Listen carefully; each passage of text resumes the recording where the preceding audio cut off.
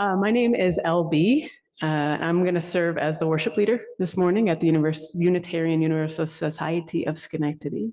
We're talking about senses. You could already probably sense that I'm a little nervous. So I'm going to take a deep breath. It is April 28th, 2024. Like I said, my name is LB. Any pronouns work for me. If you're visiting us for the first time, either in Zoom or in the Great Hall, we offer you an especially warm welcome. We're so glad that you're here today on this sunny day. As you can tell, and you've probably noticed throughout the month of April, we're exploring the theme of Wake Now, Our Senses. And as described in circuits this week, we'll dive into what some call the sixth sense, others call it embodied knowledge. And as Prentice Hemphill reminds us, there's no such thing as a mind-body split. By connecting to what our bodies are telling us, we can make sense of the world that helps us stay grounded through the uncertainty, ambiguity, and messiness of everyday life. Black and Latina feminism calls this embodied knowledge, this connection between mind and body, this idea that the person views all knowledge as contextual and through our body, not just through our brains. The person experiences themselves as creator of and as embodying knowledge, valuing our own experimental ways of knowing and reconciling these with other ways of knowing as they live out in our life. So throughout today's service, and I do this a lot in the work that I do every day in my job, I'm going to ask you to pause and we're going to do what we call embodiment check-ins. In these embodiment check-ins, we're going to take a deep breath and I will stop talking for 15 to 30 seconds. And I'm going to ask you to check in with your body, your actual body. And if you're anything like me, I first start in my head. What am I thinking? What do I need to do today? What am I going to do after the service? What do I have to do at work this week? Do I have to go grocery shopping? I'm going to ask you to try to turn the dial down on that narrative in your head and check into your physical body. So this first embodiment check-in is going to happen now. I'm going to ask you to take a deep breath. You can close your eyes if you like, if that helps you tune in a little bit more. If not, that's okay. And think of the answers to these questions. How am I feeling in my body in this moment?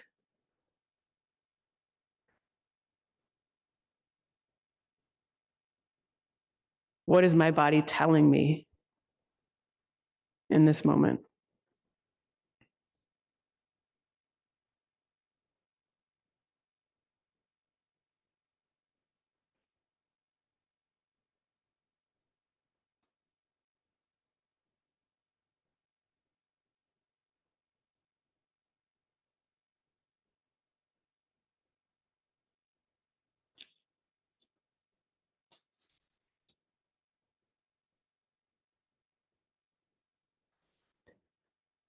My body is telling me that I'm feeling more relaxed and settled into the moment and very eager for us to spend the rest of the service together.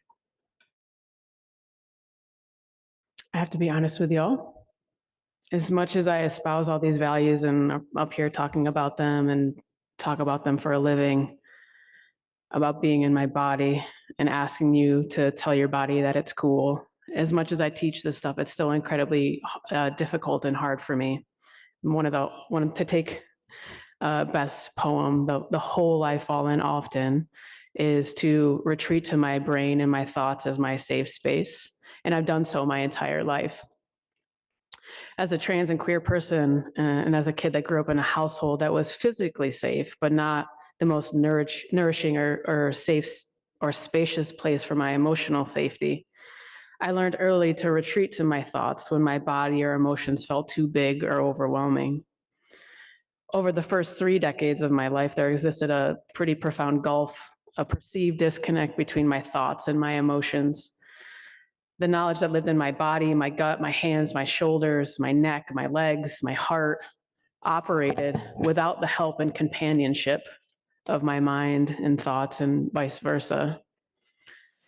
And as the eldest sibling of a big family with overworked parents, when my big emotions appeared in others around me, I set mine aside and rushed in to help. And when big emotions appeared within my own body, I disconnected and retreated to my head. And this was especially true when it came to feelings I experienced around my sexuality and my gender. As I mentioned earlier, as a kid, I was free to run through the yard with my bowl cut, my shirt off, and the freedom from the impending expectations of a person born female. My parents, too busy working to micromanage my gender, didn't enforce the gender roles on the regular. That work was left to the aunts, uncles, neighbors, grandparents, watchful eye. But when puberty came and gender expectations came down heavy, the disconnect in my body worsened. The hardest part in retrospect was that I didn't know what was going on, and no one around me seemed to know or was paying enough attention to help. And when I look back and remember the first bad flare up of psoriasis I developed when I was 16, all over my body from head to toe, the stress of my parents' divorce and underlying stress of being queer and trans was manifesting in bodily ways. My body was trying to tell me that I was not okay. My body knew all along. Even if my brain, my logical brain, couldn't make sense of gender or sexuality, I certainly didn't have language. The grown-ups around me didn't have language to help me. My brain didn't have the language to understand why I felt different, but my body knew I was not well and was trying to tell me that I needed help. I wish I could say that I learned to trust my body from there, but it took much longer and many other signs for me to learn how to listen and trust the wisdom of my body, the wisdom that it was constantly offering me. And so fast forward through several coming out moments with myself and with others, through coming to understand my other identities, like learning what it meant to be and feel like what it meant to be in a white body, a working class body, an almost 40 parent of 4 children body. The back and the knee pain is real. But fast forward through the therapy and the knowledge and the work to understand my body, my embodiment knowledge tells me, and what I've learned is that I carry all of my tension and stress in my shoulders, particularly in this right one. It creeps up like this, and so sometimes I feel like I'm walking around like this. I feel the most grounded and whole and centered when I'm around my children. I've learned that when I feel things are beyond my control, I wake up with a jaw sore from clenching all night. I've learned that when someone pays me a compliment in a group setting, I struggle to meet eye contact. I turn my head down. I turn away, uncomfortable with the attention. Several years ago, I witnessed my mother do the same exact thing. And I realized in real time, this cycle of passing down pain and discomfort from parent to child in the body. I've worked hard to stay open to being witnessed, and particularly in joyful and happy and complimentary moments, particularly as I try to model something else for my children, to model keeping my head upright, staying open and honest about receiving appreciation from others, trying to break that cycle of turning away from joy or turning away from celebration physically, so that when my children grow up, they know how to receive physically what is due to them and what they deserve. I've also learned that I carry my guilt and my shame in the front of my body, and when it flares up, I collapse inward, retreating inward for safety and security. I often feel my body curl in. I've learned that when I'm overstimulated with 4 kids and a busy job, this happens quite often, unfortunately. When I get overstimulated, I get irritable and shut down, and my body often turns away from others. I find myself retreating out of rooms, seeking solace in quiet spaces. When my fear and anxiety shows up, it sits in my gut and in my stomach like so many other people. My appetite goes away when I'm scared or worried. And when people refer to me as ma'am or miss or lady or call me mom instead of dad, my body is the first to respond with a twist in my stomach or a wince in my face, as people have taught me.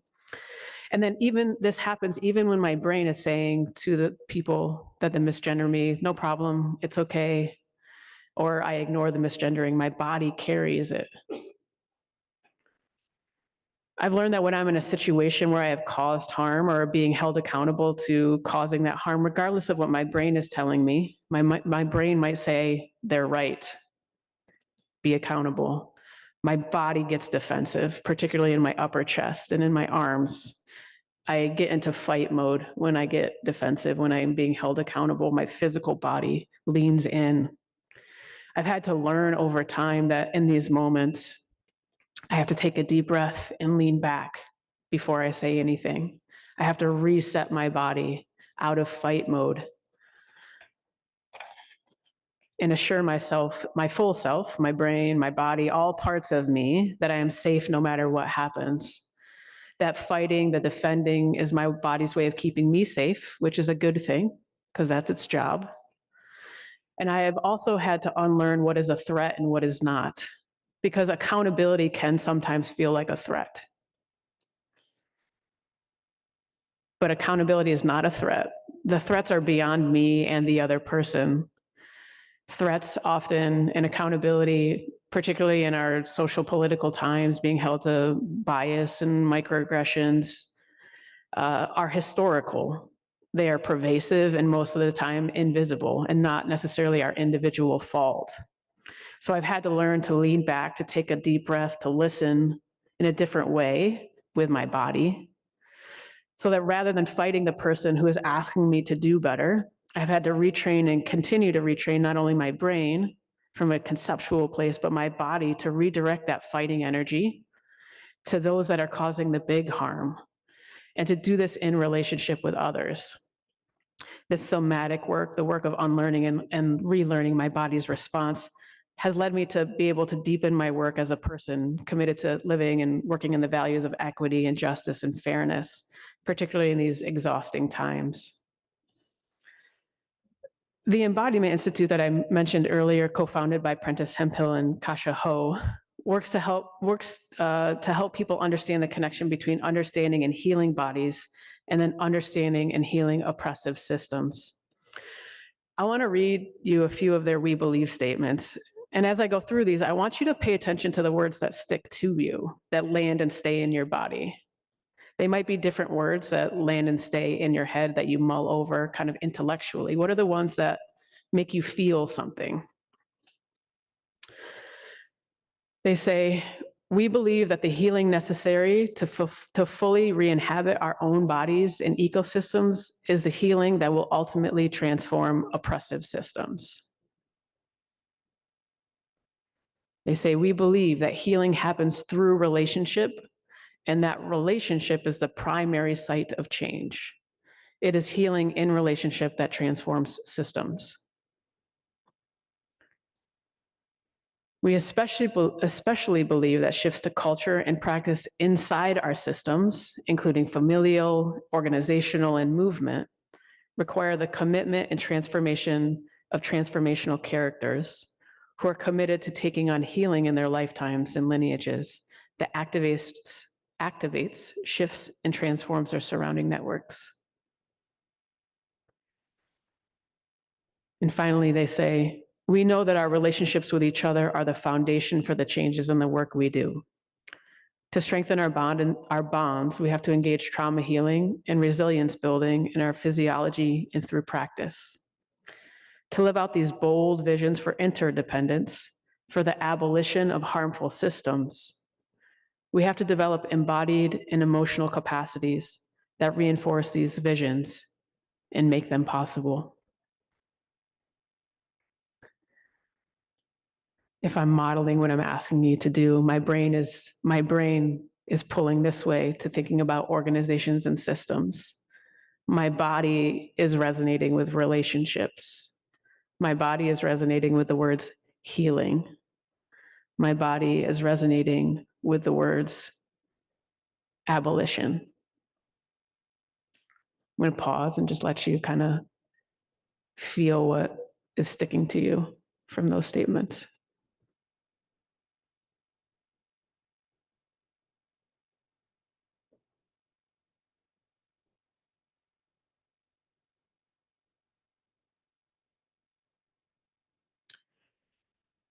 So when the Embodiment Institute speaks of transformational characters, they're not only describing professional organizers or activists, they're describing the possibility in each of us to be a transformational character in our own ecosystems and in our own relationships.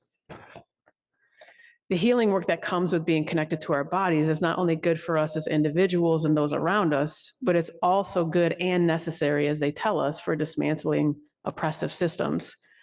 We can't effectively heal the world without healing ourselves. And they're not mutually exclusive, but it has to happen simultaneously. When we undo the harm in us, we are better able to undo the harm being done around us in both big and small ways. So I have one more embodied check-in for us today. This one's a little bit longer. So I'm going to pause in between so you can feel what's coming up for you. What does your body do or tell you when you are being held accountable? Whether it's for bumping into somebody, for misgendering them, for any other ways that we cause harm in our daily lives. Where do you feel it in your body? What does it feel like?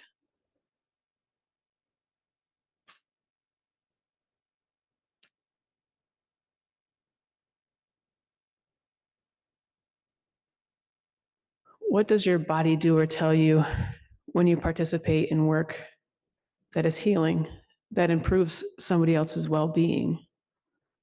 Whether it's making your kid's favorite sandwich for lunch, or protesting in the streets, or giving money to someone that needs it.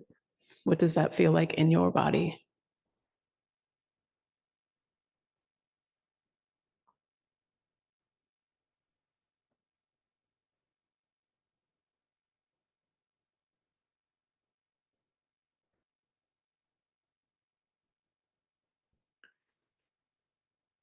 What has your body been saying or telling you when you're witnessing the activism on college campuses demanding a ceasefire?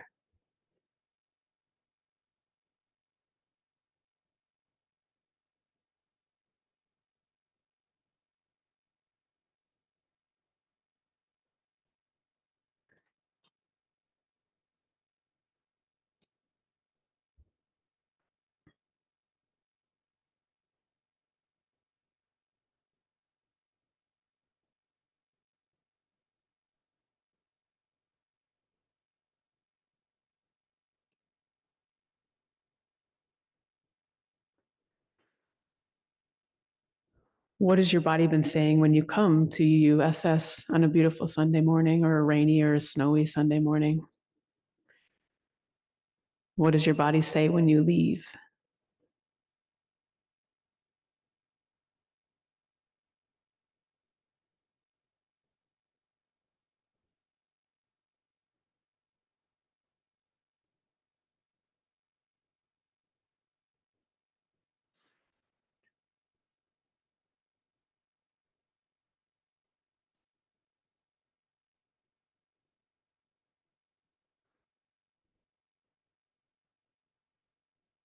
What does your body need to heal?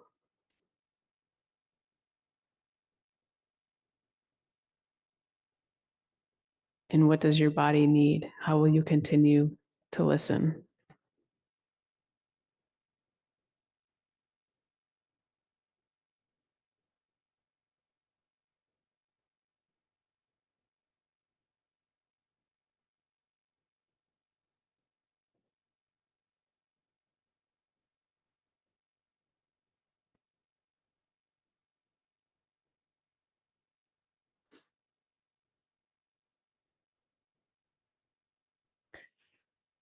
So I know we've done a lot of internal work this morning. I would encourage you after today's service or while we're here with other folks to share one thing with someone here today that you learned about or what your body was telling you today. This is not meant to happen in isolation. And I know some of us have really good therapists. Some of us have, taken a break, or therapy is not the route for you. Or maybe journaling is, maybe walking in nature is. The goal is not to keep this knowledge inside, but share it so that it can live and be in relationship. Prentice Hempel and the Embodiment Institute affirms and almost demands that this healing work, whether it be individually or systemically, happens in relationship. So my final question to you is, How are you going to share this in relationship with someone in the next day, in the next week, in the next month? What does it look like to share this healing work with someone, to be in relationship in the healing journey?